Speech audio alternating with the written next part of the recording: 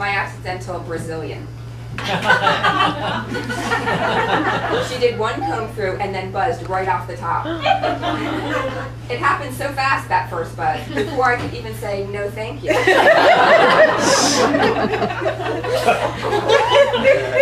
then it was like a lawnmower over a patch of grass right down the middle of the yard. Now she would have to even it out. I sat up to get a look, and just before she shoved me down at the chest, I saw her pull out a little piece of toilet paper. I'm sorry, I said. I would have been humiliated. Oh, God, who knows how long that had been there. What do you think, she said. I thought, my pussy's fat. Why are bald vaginas so popular? It's weird. I went home, I have a 3-year-old, and I was like, ee, she's gonna notice. And we have this ritual where every night she takes a bath and then she gets into my bed and puts on her pajamas, and then I put on my pajamas. So like for the first few nights I was like, bed's back here. And then one night she just like bolted out of bed, was standing right here, and she said, Mommy, why does your vagina look like mine?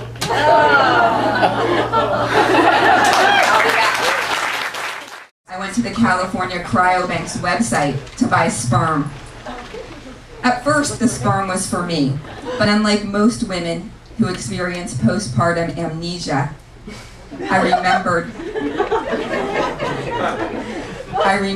the hormonal despair and the vaginal stitches. I would never get pregnant again. But I could get another woman pregnant. I had sperm.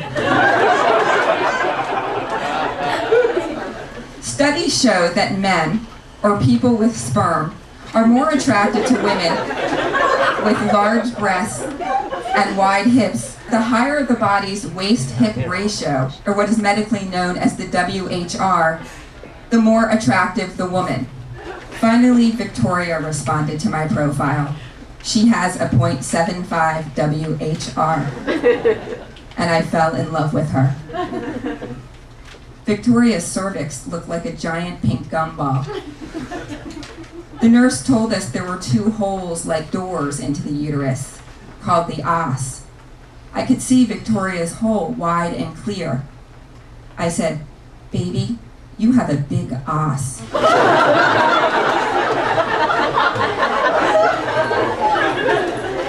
I held the syringe steady with my first 2 fingers like a cigarette. Then slowly, very slowly, I pressed the plunger. I'm no genius, except at tennis. So I got into an Ivy League school because I was recruited by the tennis coach. My SAT score didn't kill my opportunities. It killed my confidence. Once at Penn, I felt outclassed. There were no dumb kids, except me. And that one girl who scored a 10-10. She was the US backstroke champion. I want my daughter Tashi to think she's one of the smart kids. So when Tashi entered 1st grade, I got her tested for the gifted program. So Tashi and I got busy training. I'm an athlete. I know how to prepare for competition. The night before, we carbo loaded on SpaghettiOs.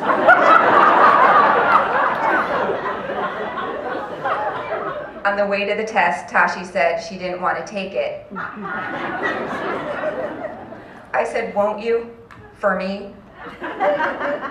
Lucy said, now I want you to define the following words. Asian. Tashi said, what?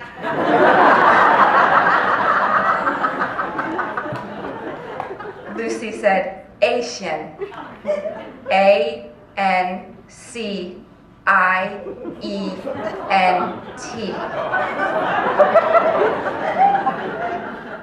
Ancient was one of our vocabulary words 2 weeks ago. I knocked on the open door.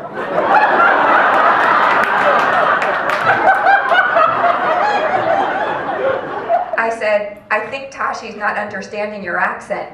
I called my wife Victoria from the bathroom and told her what happened. Victoria, who's Venezuelan, said, "You never tell a Latin person she has an accent."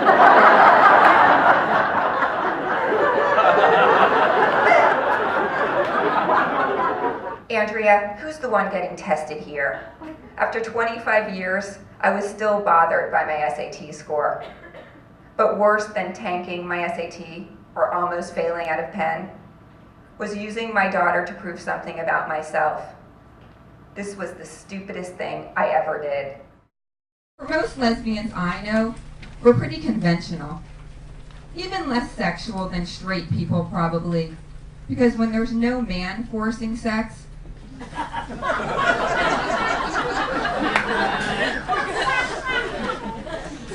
no one's forcing sex. So, as a preventative measure, I took Victoria to a weekend retreat called Tantra and the Art of Intimate Relationship. The first exercises were Tai Chi moves, slow, rhythmic pelvic tilts forward and back, hands out to the sides, palms facing our partners. I added jazz hands. Then she pressed play on her boombox and asked us to sing to each other when we learned the words.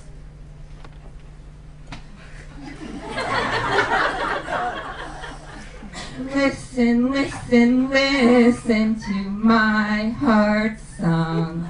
I will never forget you. I will never forsake you. I will never forget you. I will never forsake you. I had a hard time with the song.